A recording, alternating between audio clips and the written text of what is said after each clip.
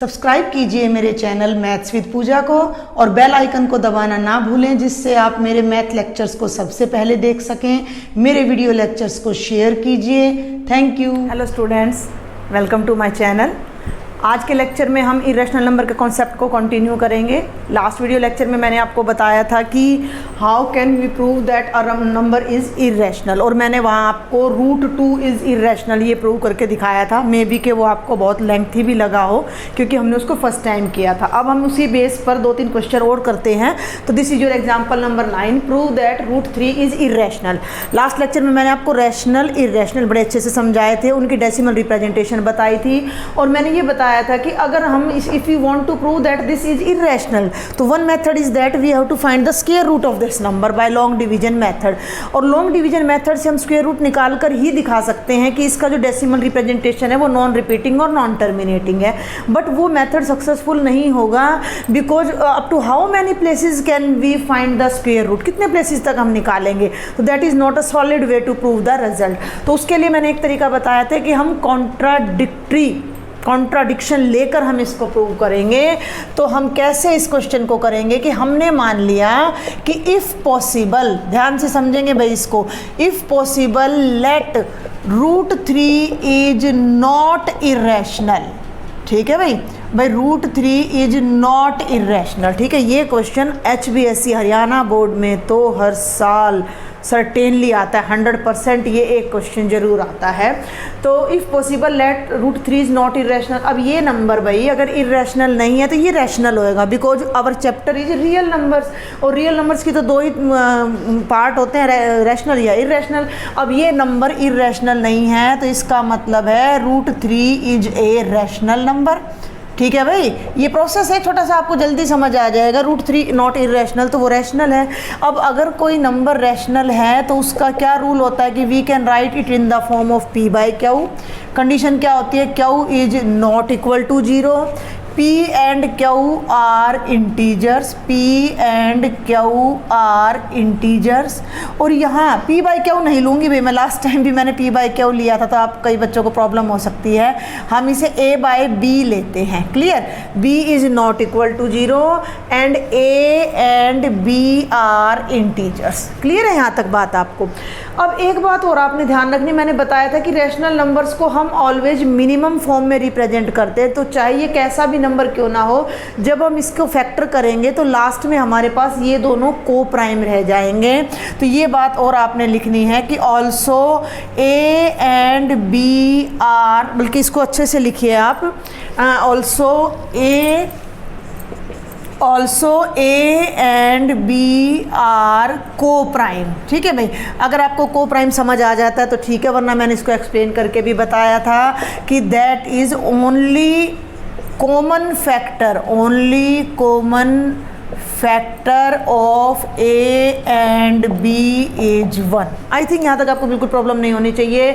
हमें प्रूव करना √3 इरेशनल है, हमने मान लिया √3 इरेशनल नहीं है तो वो रैशनल है। And every rational number can be written in the form of A/B, तो हमने इसको A/B की फॉर्म में लिखा, जिसमें डिनोमिनेटर नॉन जीरो होना चाहिए, A और B इंटीजर्स होने चाहिए। और ये बात जो मैं लिख रही हूँ उसको मैंने आपको दिखाया भी था। सपोज मैंने ले लिया 16/24, 4 4 जा 16, 4 6 जा 24, 2 2 जा 4, 2 3 जा 6, तो ये आ गया 2/3। यानी किसी भी रैशनल नंबर की जो लास्ट मिनिमम रिप्रेजेंटेशन होगी वो 2 को प्राइम इंटीजर्स की फॉर्म में होगी, यानी वो दोनों लास्ट में केवल 1 से डिविजिबल रह जाते हैं। अगर हम इसको कट करेंगे तो 1 2 जा 2 और 1 3 जा 3 ही रहेगा। और यही बात मैंने यहाँ राइट की है कि A and B को प्राइम नहीं है तो हम बना लेंगे, तो हमने उनको को प्राइम ही लेके चलना है। मीन्स उनका जो ओनली कॉमन फैक्टर है वो 1 है, और यही रिजल्ट हमें इसको प्रूव करने में मदद करेगा। अब इसको आप ले लीजिए कि √3 क्या है, A/B के इक्वल है। तो मैंने क्या स्टेप बताया था आपको, स्क्वेयरिंग बोथ साइड्स। ठीक है भाई, स्क्वेयरिंग बोथ साइड्स। जब आप इसको स्क्वेयर करेंगे तो ये √3 का स्क्वेयर बन जाएगा, और ये A/B होल स्क्वेयर ये कैंसिल हो जाएगा, और 3 आपका बन जाएगा A² by B²। Just cross multiply multiply इधर ले आइए, 3b² is equal to a²। इसको 1 कर दीजिए। बाद में भी आप नंबरिंग दे सकते हैं, आप इक्वेशन को नेम देना भूल जाते हैं, आप उन्हें स्टार नाम भी दे सकते हैं। ये रिजल्ट हमारे पास आ गया।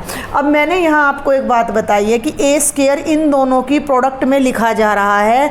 इट मीन्स ये दोनों इसके फैक्टर हैं, मीन्स ये दोनों a² को क्या कर रहे हैं, डिवाइड कर रहे हैं। 3 भी a² को डिवाइड कर रहा है, b² भी a² को डिवाइड कर रहा है।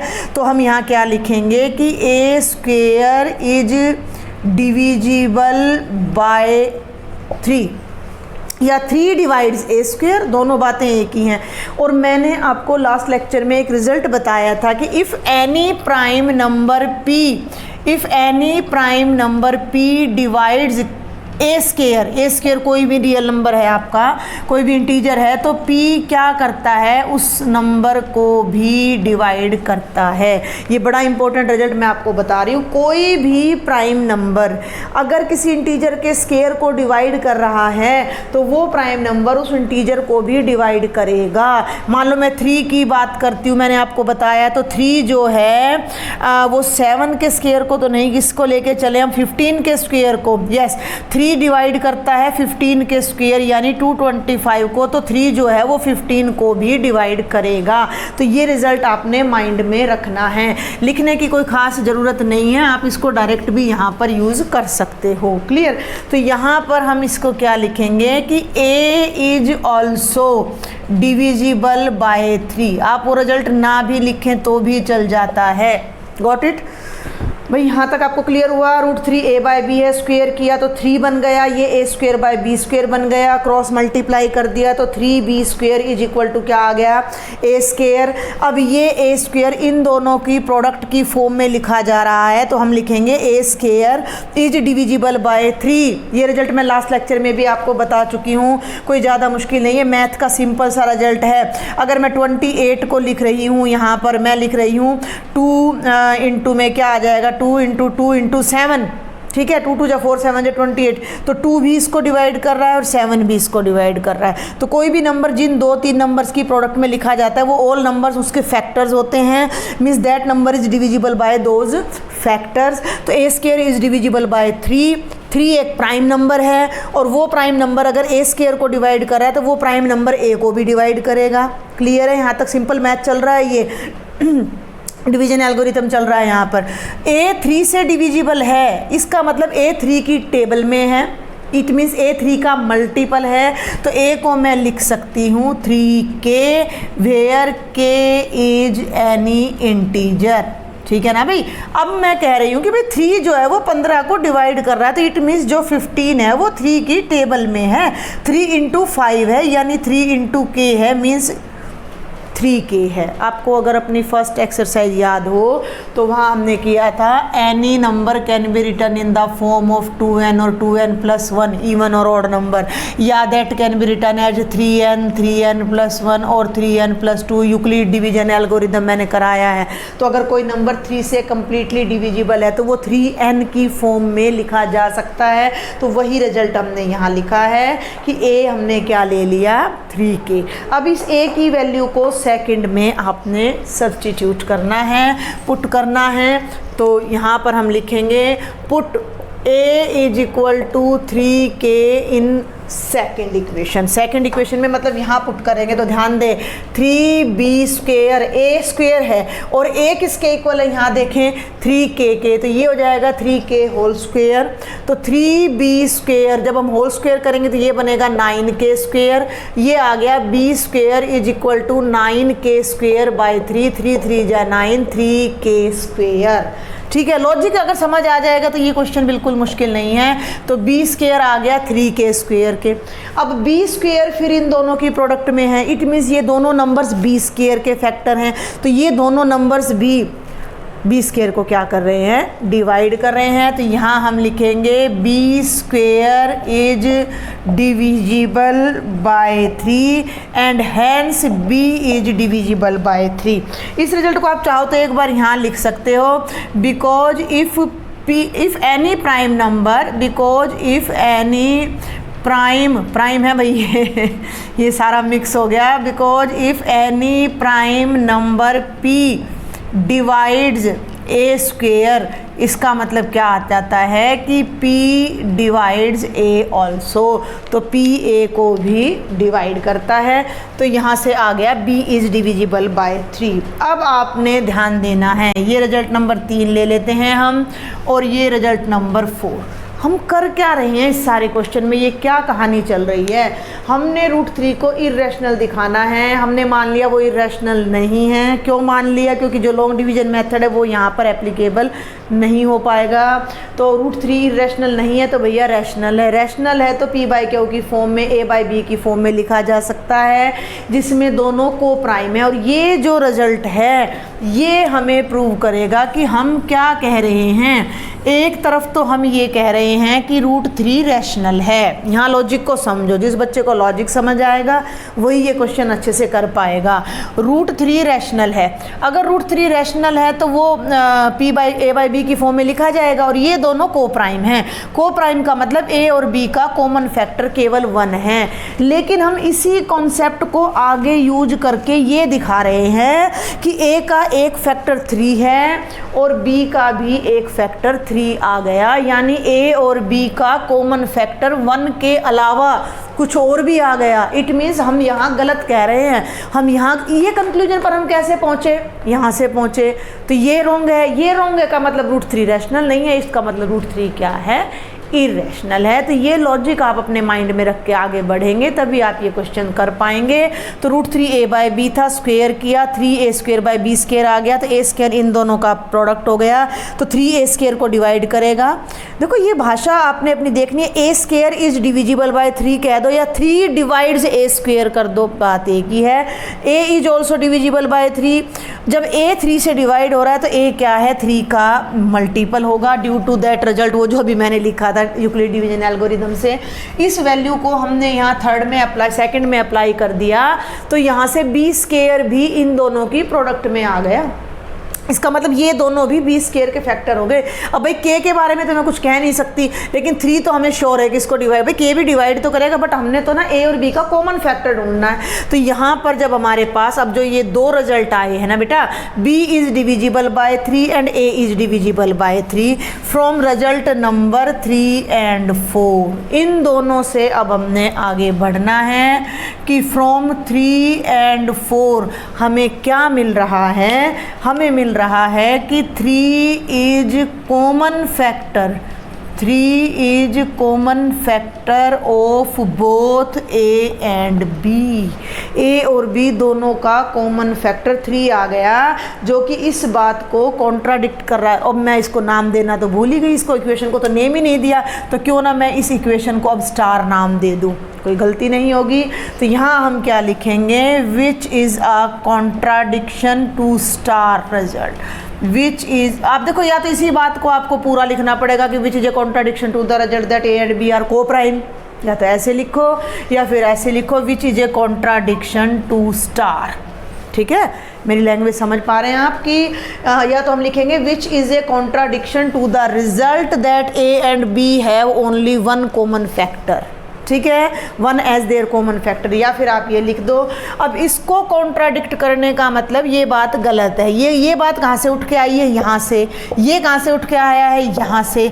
यहाँ हमने क्या कह दिया कि √3 रैशनल है, जो कि हम गलत कह रहे हैं। तो हम यहाँ क्या लिखेंगे? इट मीन्स आवर अजम्पशन या our position is wrong, our assumption is wrong. तो इसका मतलब क्या हो जाएगा? Hence √3 is an irrational number। Clear? तो लास्ट लेक्चर में मैंने आपको √2 का बताया था, अब मैंने आपको √3 का बताया है। अगर आपको इसमें कोई डाउट लगता है please do right me in the comment box. मैंने आपको बताया, मैंने व्हाट्सएप पे भी एक ग्रुप बनाया, आप उसको ज्वाइन करें और उसमें आप मुझसे पर्सनली भी अपनी प्रॉब्लम शेयर कर सकते हैं। अब आपकी एक्सरसाइज 1.3 का जो फर्स्ट क्वेश्चन है वो भी यही है, बिल्कुल एक्सरसाइज 1.3। मैं इसको डिटेल में नहीं कराऊंगी, यहीं पर उसको एडिट करती जाऊंगी। उसका फर्स्ट क्वेश्चन है, prove that √5 is irrational if if possible root 5 is not irrational, irrational नहीं है तो भाई ये रैशनल है, रैशनल है तो हम इसको a बाई बी की फॉर्म में लिख सकते हैं। हमने रूट 5 को a बाई बी की फॉर्म में लिखा और ये रूट 5 का स्केयर आ गया, तो यहाँ 5 is equal to a square by b square आ गया और ये 5b square is equal to a square आ गया। a square is divisible by 5 और ये प्राइम नंबर है तो यहाँ पर आपका क्या आ जाएगा 5। बिल्कुल आसान क्वेश्चन चल रहा है। अब आप यहाँ ध्यान दें कि ये आपका इधर क्या है 5 है और ये आपका 5 का होल स्क्वायर है, तो ये आपका 5 बेटा जी और ये 25 बन जाएगा और 25 ये बन के क्या बन जाएगा, इट विल बी 25 के स्क्वायर और इट विल बी 25 के स्क्वायर बाय 5 यानी कि 5 के स्क्वायर और ये फिर से 5 के स्क्वायर आ जाएगा। यानी जो नंबर हम लेके चल रहे हैं वही हमारा कॉमन फैक्टर बन के सामने आ रहा है। तो हम यहाँ लिख देंगे 5 is common factor of both a and b which is the contradiction to this result, hence our assumption is wrong and hence root 5 is not rational, it is an irrational number. Next example कराने से पहले मैं आपको एक दो छोटी छोटी बातें और बता देती हूँ जो कि हम शायद 9th क्लास में भी आप पढ़ कर आते हैं कि whenever we deal with two rationals and irrational numbers, तो जब भी हम उनके बीच में कोई ऑपरेशन लेते हैं मीन्स रैशनल में इरेशनल ऐड करते हैं, सब्ट्रैक्ट करते हैं, मल्टीप्लाई करते हैं, डिवाइड करते हैं, तो हमारा जो रिज़ल्ट है वो ऑलवेज़ इरेशनल नंबर आता है क्योंकि इरेशनल नंबर इतना वास्ट है, इसकी जो डेसिमल रिप्रेजेंटेशन है वो नॉन रिपीटिंग नॉन टर्मिनेटिंग है, तो वो रैशनल को भी ना अपने काबू में कर लेता है और वो उसको भी इरेशनल बना देता है। समझ आ रही मेरी बात? ये बात आपने ध्यान रखनी है कि रैशनल प्लस इरेशनल करें हम या बेटा जी रैशनल माइनस इरेशनल करें हम, हमारा रिजल्ट हमेशा इरेशनल आएगा। थर्ड पार्ट अगर हम rational number multiplied by any irrational number करें अगेन इरेशनल आएगा और फोर्थ पार्ट अगर हम rational number divided by irrational करें तो वो भी इरेशनल आएगा, बशर्ते कि ये टर्म हमारी नॉन जीरो होनी चाहिए। ठीक है, जीरो तो वैसे भी इरेशनल नहीं होता। तो ये रिज़ल्ट है। लेकिन अभी हमारे जो क्वेश्चन हैं दो क्वेश्चन और दो एग्जाम्पल और हमारे रह जाते हैं, उनको हम अपने उसी मेथड से करेंगे। कर तो हम इस मेथड से भी सकते हैं। जैसे आपका एग्जाम्पल नंबर 10 है, ध्यान दें example number 10, show that 5 minus root 3 is irrational. Show that 5 minus root 3 is irrational. ये आपका क्वेश्चन है। इसको हम बहुत आसान तरीके से कर सकते हैं वर्बली। अगर ये 2 मार्क्स में 1 मार्क में 2 मार्क में आ जाता है तो भाई ये देखो 5 माइनस रूट 3, भाई 5 आपका कैसा नंबर है, रैशनल नंबर है। रूट 3 आपका कैसा नंबर है, इरेशनल नंबर है। और अब भी मैंने आपको बताया कि रैशनल माइनस इरेशनल आपका क्या होता है, इरेशनल। तो हो गया हमारा क्वेश्चन, बिल्कुल कुछ भी प्रूव करने की ज़रूरत नहीं है। बट यही क्वेश्चन अगर आपका लॉन्ग मेथड से आ जाता है तो आपको इसे प्रॉपर तरीके से करना है, बिल्कुल उसी तरीके से। If possible let 5 minus root 3 is rational. हमने मान लिया कि भैया ये रैशनल है, इरेशनल है ही नहीं। तो ये रैशनल है, ये आसान पड़ेगा उससे। तो ये हमारा क्या हो जाएगा, a बाई बी की फॉर्म में हो जाएगा जिसमें b नॉन जीरो है and a and b are integers. Clear, समझ आ रहा है यहाँ तक? अब आपने आगे क्या करना है कि रूट 3 को एक तरफ रखना है इन क्वेश्चंस में और बाकी सारी टर्म्स को एक तरफ ले जाना है। तो रूट 3 माइनस का है तो उसको उधर ले जाते हैं, 5 यहीं रखते हैं, a बाई बी को भी इधर ले आते हैं और ये हमने कर दिया इज इक्वल टू रूट 3। ध्यान से समझेंगे, ये लास्ट क्वेश्चन की तरह नहीं है, ये ईजी पड़ता है बल्कि क्वेश्चन आपका बहुत। अब यहाँ आप ले लो भाई एलसीएम लेफ्ट साइड में, तो b एलसीएम आ गया, b को 5 से मल्टीप्लाई किया 5b minus a is equal to root 3। मेरे ख्याल से यहाँ तक आपको कोई डाउट नहीं होना चाहिए कि हमने क्या किया कि हमने मान लिया ये रैशनल है। रैशनल है तो ये a बाई बी की फॉर्म में लिखा जाएगा, b नॉन जीरो है और a और b इंटीजर्स है, बस इतना ही लिखेंगे। इसके बाद जो ये रूट वाला पार्ट है उसको हमेशा एक तरफ ले जाओ और बाकी सारी टर्म्स एक तरफ करके सॉल्व कर लो। कर लिया। अब ये हमें पता है कि √3 क्या है, इरेशनल है। हम इस कॉन्सेप्ट को साथ लेके चलेंगे इन क्वेश्चंस में कि we know that √3 is irrational, क्योंकि हमने भी प्रूव किया है भी है उसको, और यहाँ पर हम इसको डायरेक्ट यूज भी करेंगे। अब इस पे आ जाओ भाई, इस पर ये जो हमारा रिजल्ट है, ये जो हमारा टर्म है, इस टर्म को अब हम स्टडी करते हैं। a इंटीजर है, b इंटीजर है, 5 इंटीजर है। तो आप क्या लिखेंगे, because 5, a and b are integers. Clear भाई, a और b को तो मैंने ऊपर लिखा है इंटीजर्स, और 5 इंटीजर होता ही है। तो जब 5 को b से मल्टीप्लाई करोगे तो 5b माइनस a/b हमारा क्या बन जाएगा, एक रैशनल नंबर बन जाएगा। क्यों भाई, जब 5 इंटीजर है, b इंटीजर है, तो 5b भी इंटीजर है, माइनस में a करेंगे तो भी इंटीजर, और इंटीजर को इंटीजर से भाग करोगे तो वो आपका क्या आ जाएगा, एक रैशनल नंबर आ जाएगा। और ये रैशनल नंबर इसके बराबर है, बट तो ये बात आप यहाँ लिख दो कि 5b माइनस a/b किसके बराबर है, √3 के। और जब लेफ्ट वाला रैशनल नंबर है तो इसका मतलब क्या हो गया कि √3 इज ऑल्सो रैशनल। भाई √3 भी हमारा क्या बन गया, rational number, which is wrong, which is wrong, which is not possible, which is false, which is false। मेरी बात समझ रहे हैं आप? बिल्कुल आसान क्वेश्चन है, ध्यान से फिर देखें। हमने मान लिया कि ये कंप्लीट नंबर रैशनल है, तो ये कंप्लीट नंबर a/b की फॉर्म में आ जाएगा, b non zero and a and b are integers. हमने √3 को लेफ्ट में किया, ये सारा एक तरफ लाए, इसको सॉल्व कर लिया, एलसीएम ले लिया, b आ। अब आप ये देखो कि a इंटीजर है, b इंटीजर है, 5 इंटीजर है। तो यहाँ आप ज़्यादा करो तो आप ये भी लिख सकते हो कि 5b minus a is also integer. ठीक है भाई, 5b माइनस a भी आपका इंटीजर है, उसको इंटीजर को इंटीजर से भाग करोगे तो ये पूरा एक्सप्रेशन क्या बन जाएगा, रैशनल नंबर बन जाएगा। अब ये रैशनल नंबर इसके इक्वल है, और जब दो नंबर इक्वल है तो दोनों का नेचर बिल्कुल सेम होगा। इट मीन्स √3 भी हमारा रैशनल नंबर हो गया, बट √3 तो रैशनल है नहीं, विच इज़ फॉल्स। क्यों फॉल्स है, because √3 is irrational, because √3 is irrational. हमने तो कर लिया प्रूव इस बात को पहले। तो इसका मतलब हम कहीं ना कहीं रोंग हैं, तो जो हमारा एजम्पशन है वो रोंग है। तो हम यहाँ लिखेंगे hence our assumption, our supposition is wrong।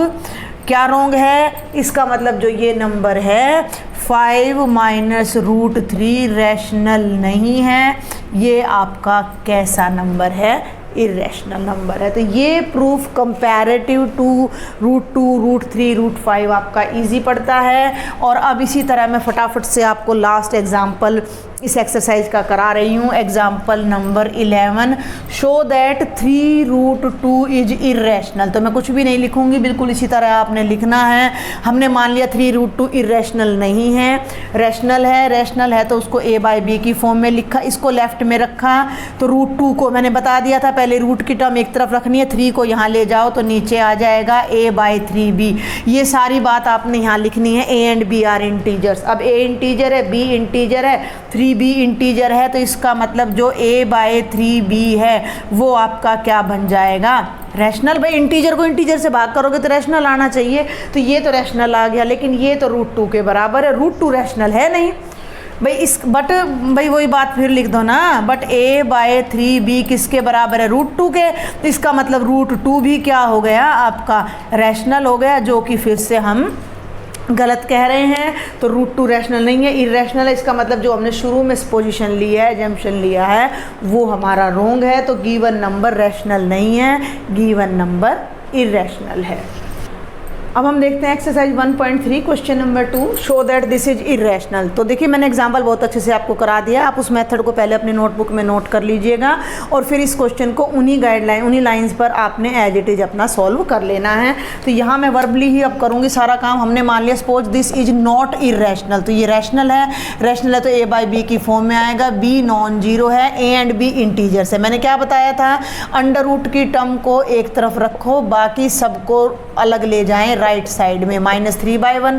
पहले तो यहाँ पर आप ले लो भाई एलसीएम, b एलसीएम आ गया, b से b cancel, a 1b -3b। और अगले स्टेप में 2 को नीचे ले आना। क्लियर। तो √5 इस एक्सप्रेशन के बराबर आ गया, लेकिन 2 3a एंड b ये सारे क्या हैं अपने भैया, ये सारे इंटीजर्स हैं। इसका मतलब a माइनस 3b भी इंटीजर है, 2b भी इंटीजर है। और जब आप इंटीजर को इंटीजर से नॉन जीरो इंटीजर से पहले बोल दिया b नॉन जीरो है, b नॉन जीरो पहले बोल दिया, भाग करते हैं तो ये नंबर आपका क्या आना चाहिए, रैशनल आना चाहिए। और ये नंबर इसके बराबर है, ये नंबर इसके बराबर है, इसका मतलब √5 रैशनल आना चाहिए, जो कि हमारी जो रिजल्ट है कि √5 इरेशनल होता है उसको कॉन्ट्राडिक्ट कर रहा है। तो it means our assumption is wrong और ये नंबर रैशनल नहीं है, ये नंबर इरेशनल है। And come to the third question, last question of this exercise. 1/√2 को हमने इरेशनल शो करना है। हमने मान लिया 1/√2 इरेशनल नहीं है, बिल्कुल वही रटा रटाया मेथड है, एक क्वेश्चन आपको समझ आ जाएगा। तो सारे क्वेश्चंस बहुत ईजी हैं। इरेशनल है तो हमने मान लिया ये, सॉरी इरेशनल नहीं है, रैशनल है, हमने मान लिया ये a/b के इक्वल है। √2 को तो ना उधर ले जाओ, समझो मेरी बात को, तो 1b क्रॉस मल्टीप्लाई कर दो, 1 × b is equal to √2 × a। Clear, √2 को यहीं रखो, a को नीचे ले आओ, तो ये बन गया b/a इज इक्वल टू √2। ये तो रैशनल है भाई, रैशनल का रेसिप्रोकल भी रैशनल ही हो जाएगा, तो ये रैशनल है। लेकिन ये फिर तो ये भी रैशनल होना चाहिए, जो कि है नहीं हमारा, तो ये इरेशनल है। इट मीन्स हमारी पोजीशन रॉन्ग है और 1/√2 भी आपका इरेशनल आएगा। सेकंड पार्ट आपका है 7√5, तो फिर वही तरीका है, इसको a/b किया, 7 को इसके नीचे ले आए। अब ये पूरा रैशनल है, ये इसके इक्वल है, तो ये भी रैशनल है। तो इट मीन्स हमारा जो कहीं हमने अजम्पशन शुरू में ली है वो गलत चल रही है। तो इट मीन्स जो गिवन नंबर है वो इरेशनल है। और ऐसे ही आपका थर्ड क्वेश्चन का थर्ड पार्ट है।